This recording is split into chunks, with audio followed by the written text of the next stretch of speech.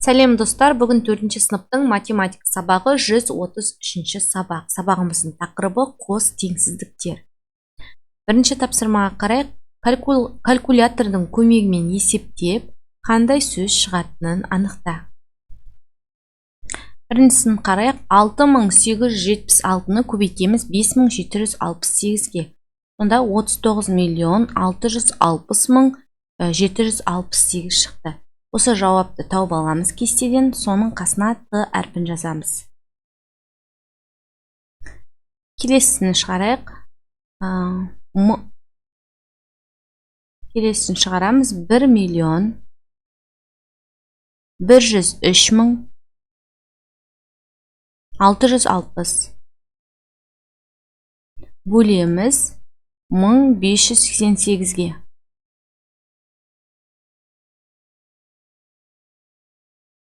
695 шығады. 695-тің тұсына С әрпін жазамыз. Келесі 45.188.000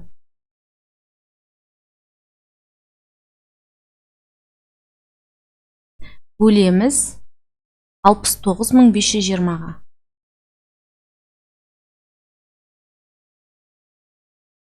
Есептейміз. 45.188.000 бөлеміз 69.520. Бұнда 650 шығады. 650-дің тұсына біздер К әрпін жазамыз.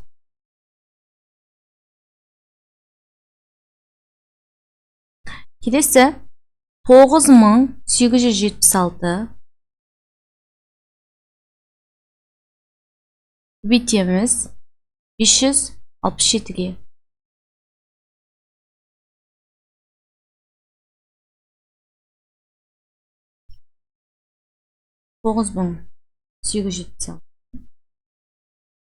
Көбейтеміз 567.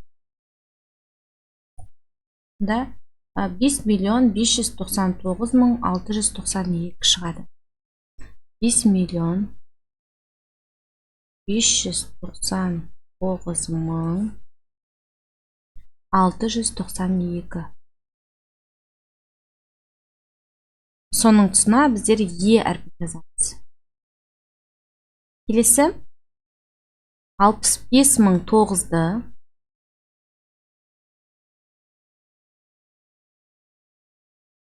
көбейтеміз 54-ге.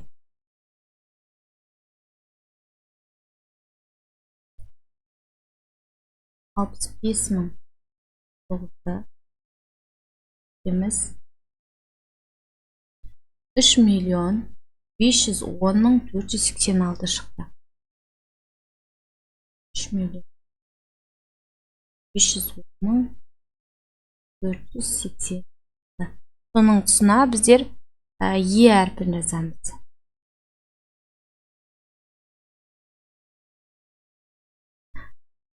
Келесі 609 көбейтілген 560.987.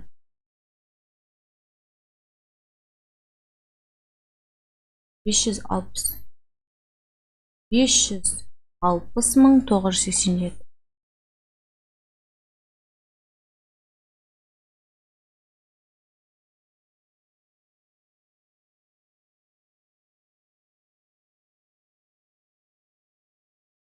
$641.641.080 шығады.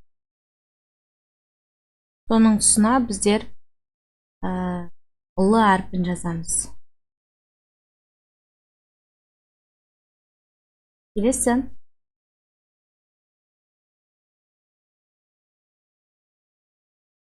8.351.304-ті бөлеміз 9802.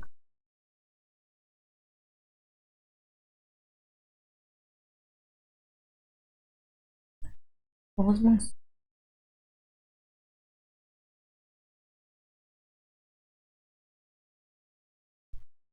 852 шығады. 852-ның тұсына біздер О әрпін. Және ең соңғысы мына жерде 1.037.232 бөлеміз 10.584-ге. 98 шығады.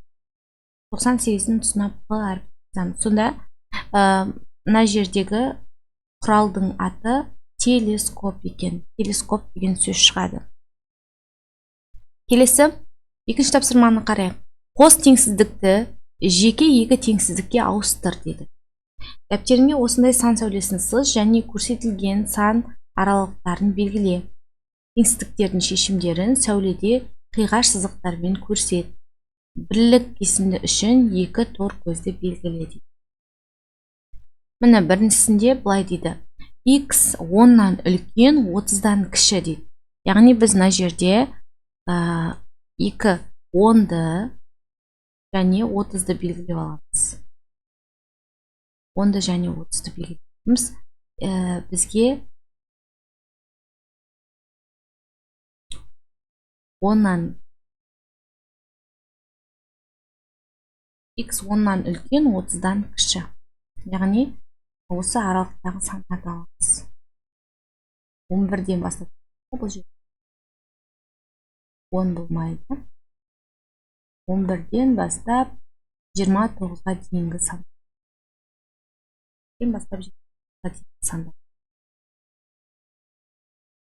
Енді мына жерге екі бөлек теңсіздік ретінде жазайық. Былай дейді. X 10-нан үлкен және X 30-дан кіші. Енді мына жерде бірлер жазып көрсетейік қазір.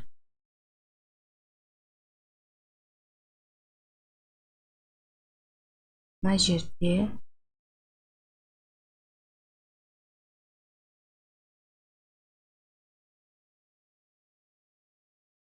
зат.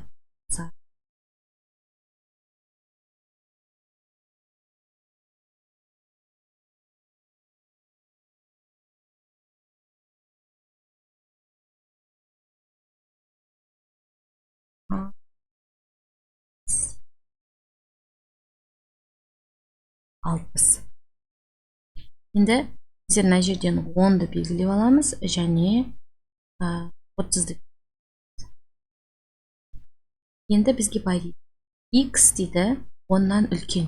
Яғни 10-нан үлкендердің барлығы кете береді. 10-нан үлкен сандардың барлығы X болуы және 30-дан кіші. 30-дан кіші.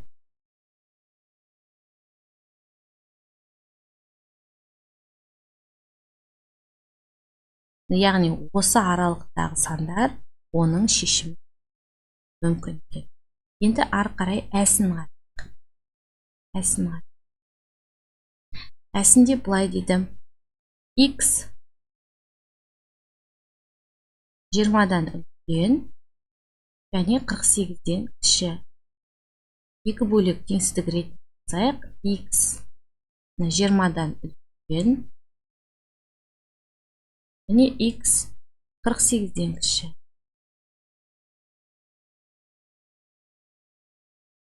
Енді тағы бір мына жерге тағы осындай сәуле сызамыз.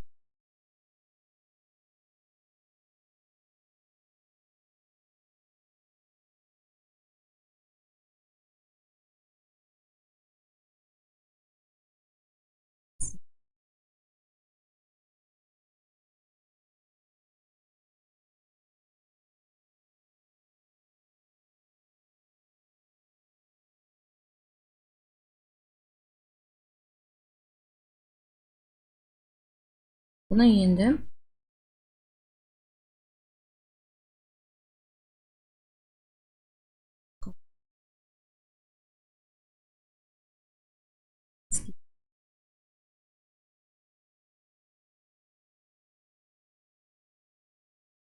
20 мен 48-ді белгілейміз.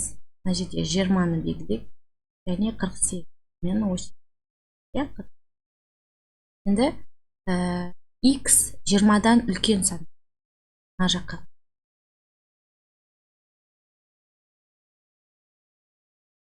Және 48-ден кіші сан.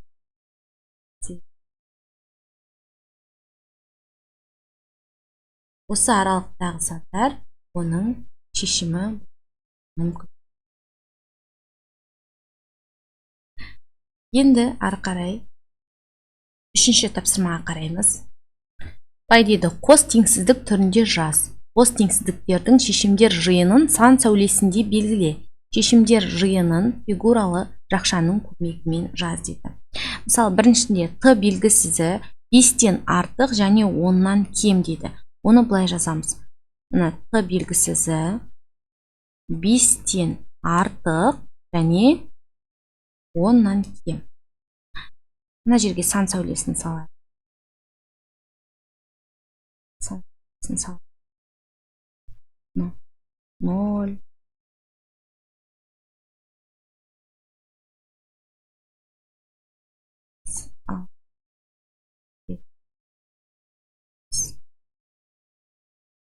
10 болсын. Енді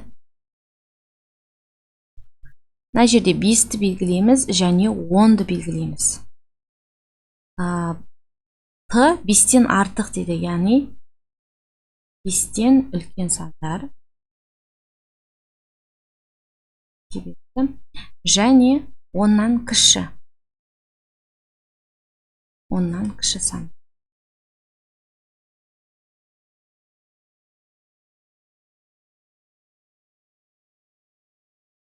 Яғни осы жердегі аралықтағы сандар оның шешімі бола алады. Ол бізде 6, 7, 8 және 9. Келесі, К белгісізі 6-дан артық және 17-ден кем дейді. К белгісізі 6-дан артық 17-ден кем дейді. Енді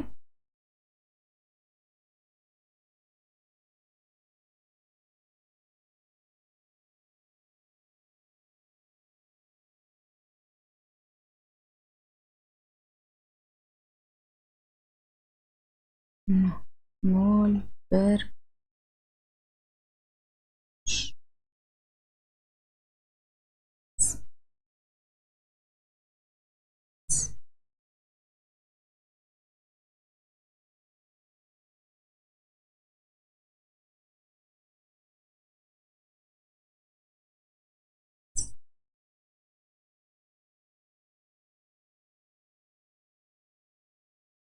беті. Сіздер сызғышпен дұрыстап сызасыздар. Яғни К белгісізі, мына жерде 6-ны белгілейміз. Мына жерде 6-ны белгілейміз және 17-ні белгілейміз. 6-дан артық сандар. Яғни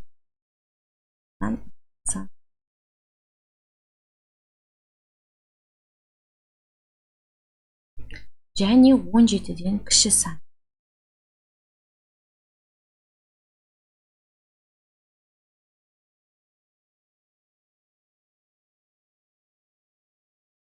Мына осы аралықтағы сандар оның шешімі бола алады. Ол қай сандар? Ол 7-ден бастап 16-ға дейінгі сандар. 7, 8, 9, 10, 11, 12, 13, 14, 5 және 16. Келесін қарайық. Бұлай дейді. М белгісізі 6-дан артық және 17-ден кем дейді. Енді олай болса, біріншісін жазып көрейік.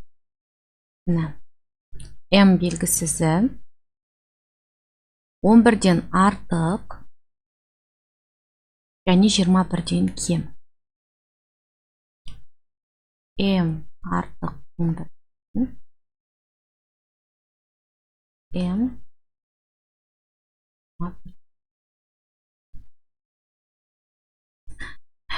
бұл жерде біздер 11 мен 21-ді белгілейміз.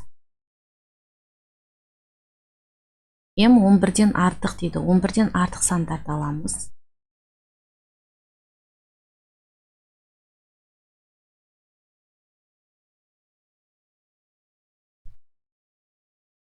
Және 21-ден кіші.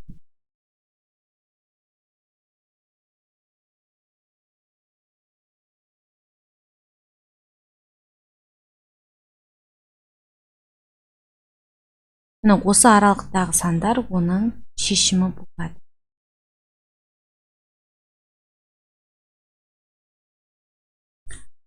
Шешімі онда оның шешімі 10-нан бастап 20-ға дейінгі сандар. 10, 1, 12, 13, 14, 18, 20. Енді келесін қарайық. Келесі n белгісізі 5-тен артық және 14-тен кем дейді. n артық және n кем 14-тен. 5 пен 14-ті белгілейміз. Және 5-тен артық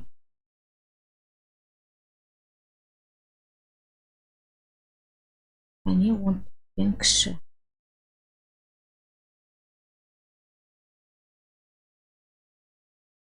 Осы аралықтағы сандар оның шешімі бола алады. Сонда оның шешімі 6-дан бастап 13-ке дейінгі сандар.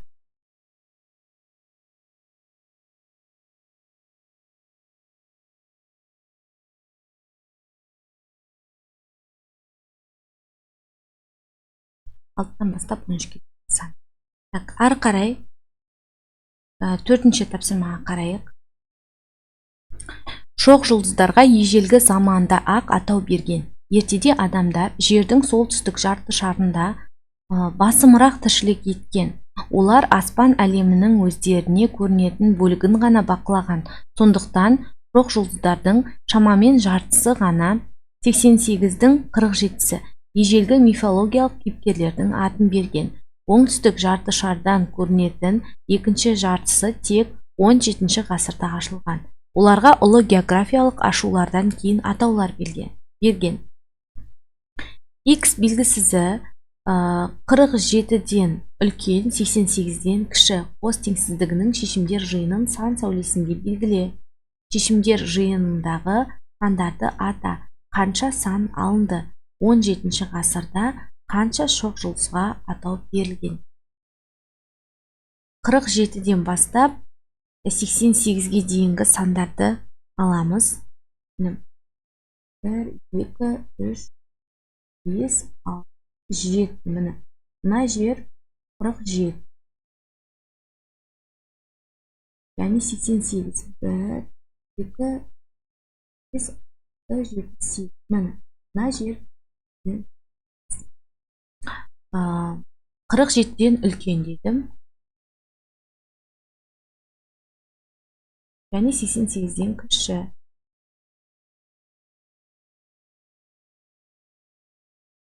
Осы аралықтағы сандарды алам. Енді қарайық. Қай сандар екен олар? Әуелі теңсіздікті жазайық.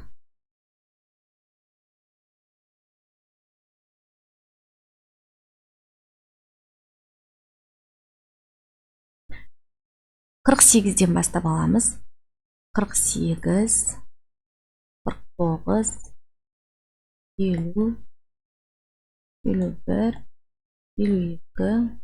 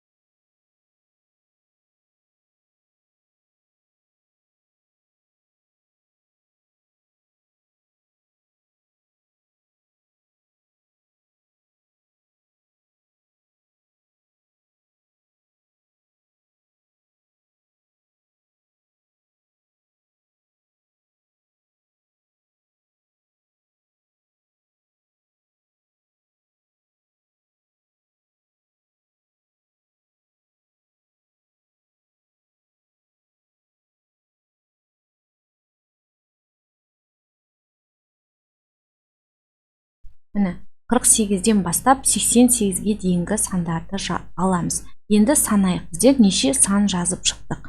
1, 2, 3, 4, 5, 6, 7, 8, 9, 10, 11, 12, 13, 14, 15, 16, 17, 18, 19, 20, 21, 22, 23, 24, 25, 26, 27, 28, 29, 30, 31, 32, 33, 34, 35, 36, 37, 38, 39, 40 екен. Сонда жауабы 17-ші ғасырда 40 шоқ жұлдызға атау берген екен.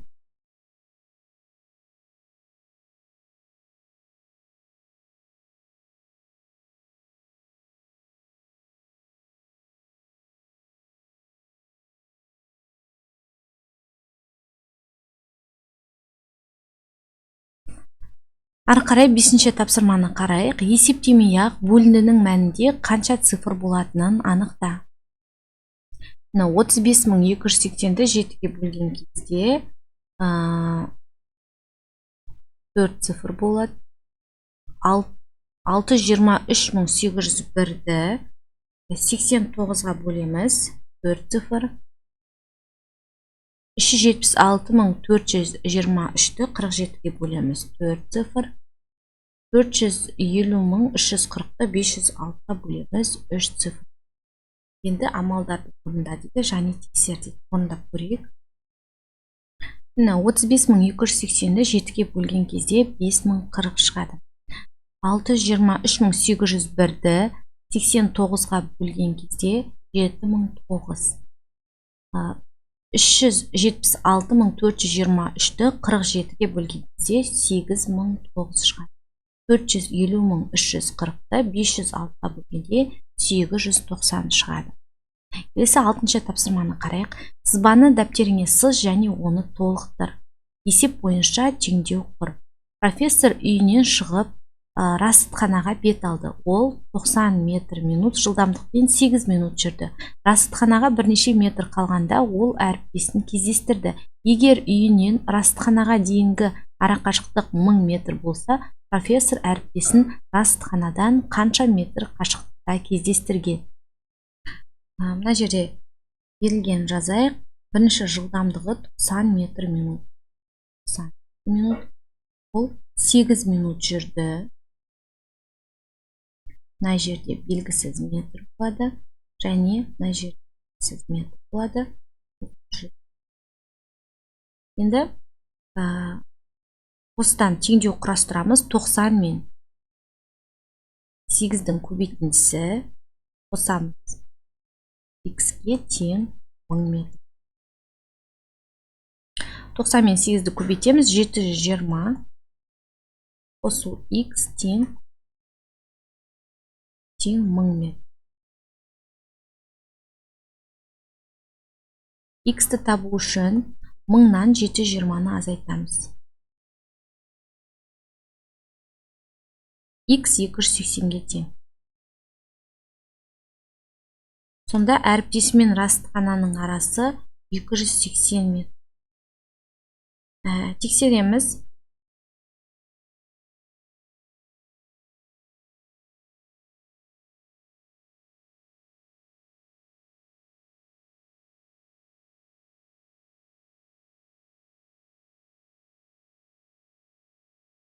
Мына жерде 700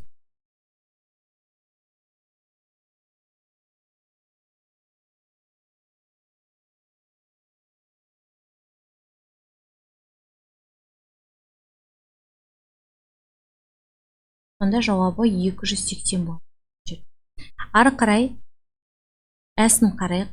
Осыған ұқсас есеп құрастырып көрдік. Осыған ұқсас есеп құрастырып көрейік.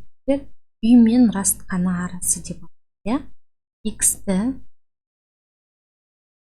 азайтамыз. Біз көбейтілген 7 пен 2-ге. X-ті табу үшін X азайту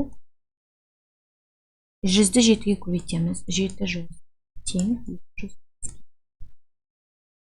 X-ті табу үшін 205-ке 700-ді қосамыз. X 905-ке.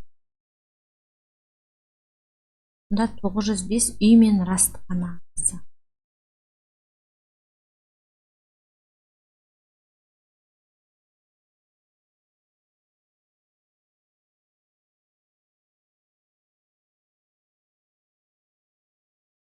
Тоғыз жүз бестен азайтып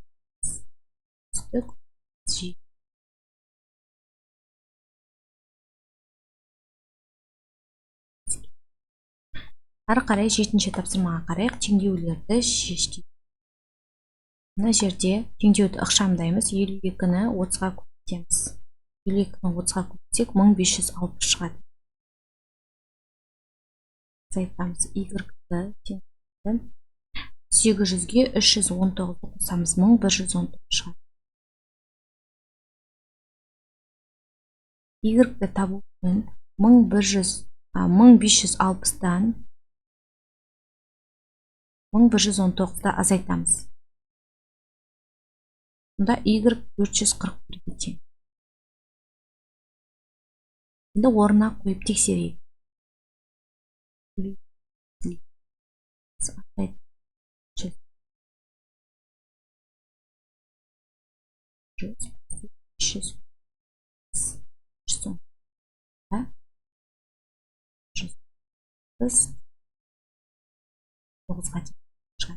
Енді келесін шығады. Келесінде мына жерде ықшамдаймыз. Мына екеуін бөлеміз. Мұнда X азайтылған 1357-ні 23-ке бөлеміз. 59-ға. Ең 103.695.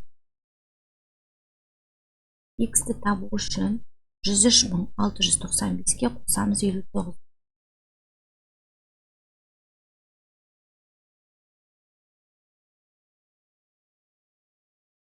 X 103.750-ге тең. Енді тексереміз. 103.750 азайды 1373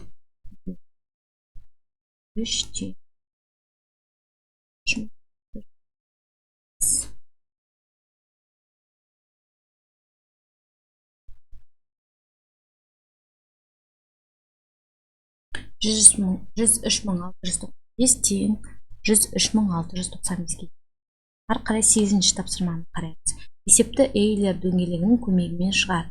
Ауладағы 29 ұлдың 2-і ғана спортпен айналыспайды, ал қалғандары футбол немесе теннис үйірмелеріне, кейбірі 2-іне де қатысады. Футболмен 17 ұл, ал тенниспен 19 ұл айналысады. Неше футболшы теннис ойнайды? Неше теннисші футбол ойнайды? Мына жерде футбол мен теннис деп алып, екі дөңгелек сызамыз.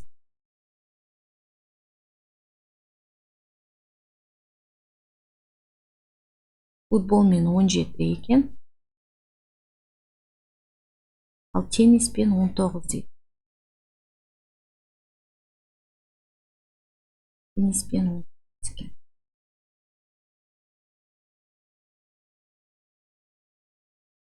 Енді былай дейді. 29 ұлдың 2-і ғана спортпен айналыспайды. 20-дан азайтамыз. 2-ні. 27-сі айналысады. 27-сі айналысады екен. Ал қалғандары футбол немесе теннис үйірмелеріне, кейбірі 2-іне де қатысады. Футболмен 17 ұл, футболмен 17 ұл, ал тенниспен 19. Неше футболшы теннис ойнайды, нешеуі теннисші футбол. Енді екеуін қосамыз. Мына 17 балаға 17 бала футбол ойнайды, соған теннис 19 қосамыз. Онда барлығы 36 бала. Енді екеуімен қаншасы айналысады үшін, мына 36-дан мына жерде екеуімен де айналысатын табу үшін 27-ні алып тастаймыз.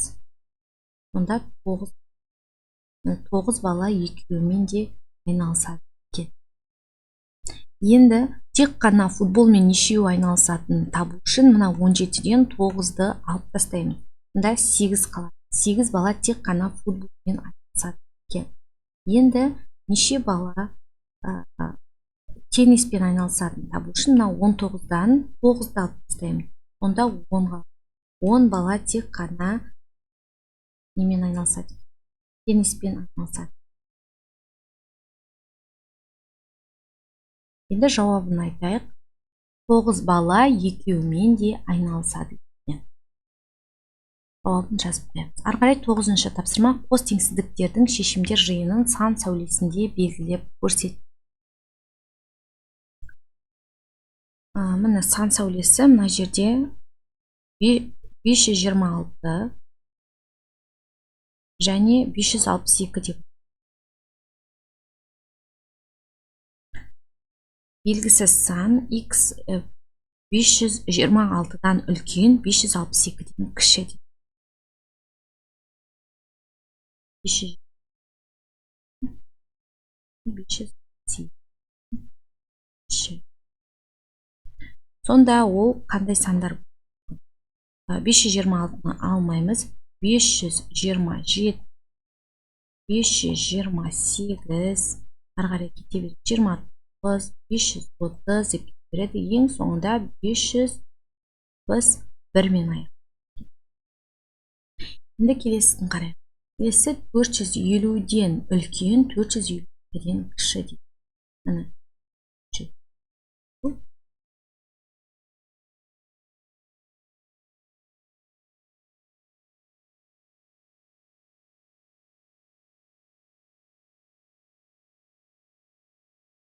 Деп жазды. 450-ден үлкен, 450-ден кіші.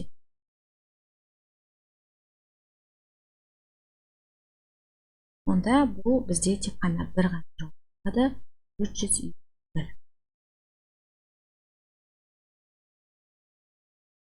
Сонымен бүгінгі біздің сабағымыз аяқталды. Көңіл қойып тыңдағаныңызға көп-көп рахмет. Келесі сабақта кездескенше сау болыңыздар.